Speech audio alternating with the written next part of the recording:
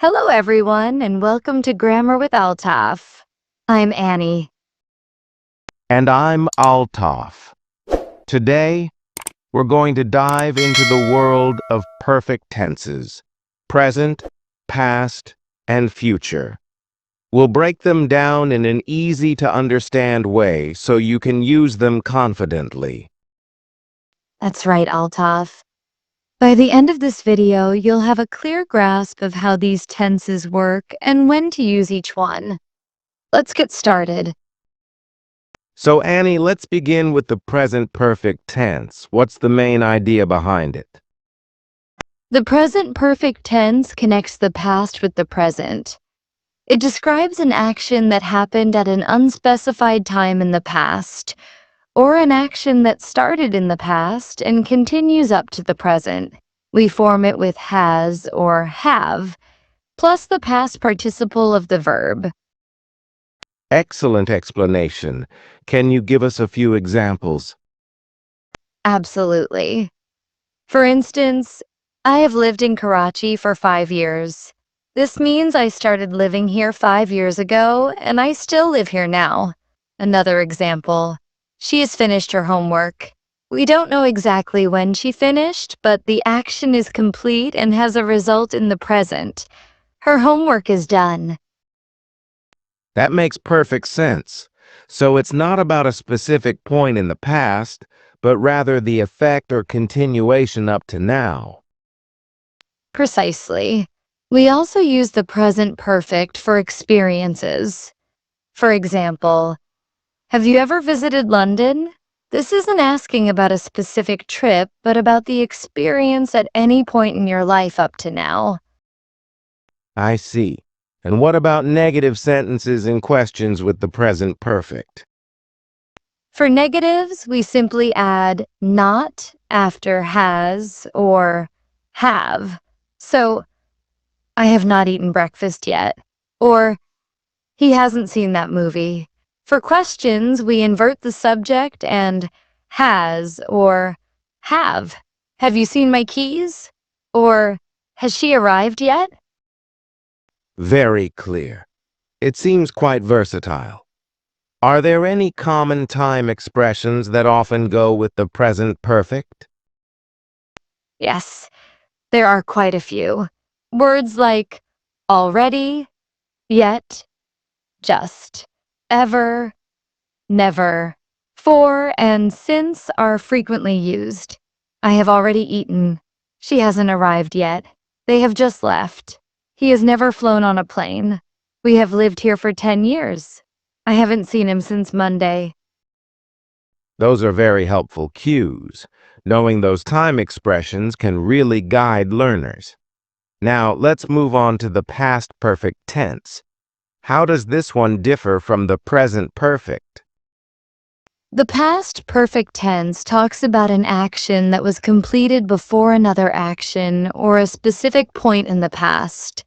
It's like looking back from a point in the past and saying, this happened even earlier. We form it with had plus the past participle. So it establishes a sequence of events in the past. The past perfect event happened first. Exactly. Consider this. When I arrived at the station, the train had already left. My arrival was in the past, but the train leaving happened before my arrival. Another example. She had finished her presentation before the manager walked in. Her finishing the presentation happened before the manager entered the room. I get it. It's crucial for showing which past action occurred first when describing two past actions. What about negative forms and questions? Similar to the present perfect, we add not after had for negatives. I had not eaten anything before the party. For questions, we invert the subject and had. Had you finished the report before the deadline? That's straightforward. Are there any particular conjunctions or time markers often used with the past perfect? Yes, words like before, after, by the time, When and as soon as are common. For instance, after she had practiced for hours, she felt confident. By the time he arrived, we had already started dinner. Those are excellent examples for understanding the chronology. So, the past perfect is essential for clarity when dealing with multiple past events. Precisely. It helps us understand the order of events when narrating something that happened in the past. All right, Annie, let's shift our focus to the future perfect tense. This one sounds interesting. How do we use it? The future perfect tense describes an action that will be completed before a specific time or another action in the future. We form it with will have plus the past participle. It's about looking forward to a point in the future and imagining something will be finished by then. So, it's about a completion point in the future. That's right. For example, by next year, I will have graduated from university. This means my graduation will be completed sometime between now and next year. Another one, they will have finished the project by Friday. This implies the project will be done by that specific future day. I see. It's about setting a future deadline for an action to be finished. Absolutely. It's useful for planning or making predictions about what will be accomplished by a certain future point. Can you give us some more examples, maybe with a specific time? Certainly. By 6 p.m., I will have cooked dinner. Or, in 5 years, she will have become a successful entrepreneur. It's about projecting an action's completion into the future. And how do we form negatives and questions with the future perfect? For negatives, we put not after will. I will not have finished my work by then. Or she won't have arrived before the meeting starts. For questions, we invert will and the subject. Will you have completed the assignment by tomorrow? Or will they have built the new bridge by the end of the decade? It seems like the pattern for negatives and questions is quite consistent across all perfect tenses, which is helpful. Are there any common time expressions for the future perfect?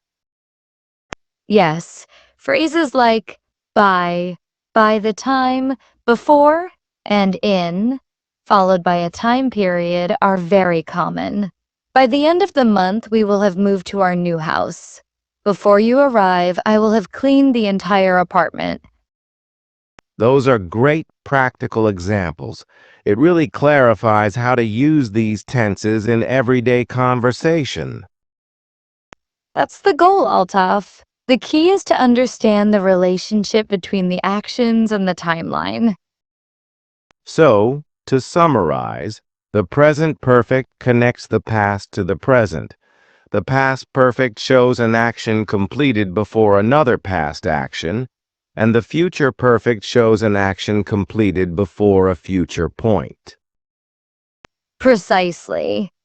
Mastering these perfect tenses will significantly enhance your ability to communicate complex ideas and sequences of events clearly. And practice is key. The more you use them, the more natural they will become. Try to think about situations in your own life where you can apply these tenses.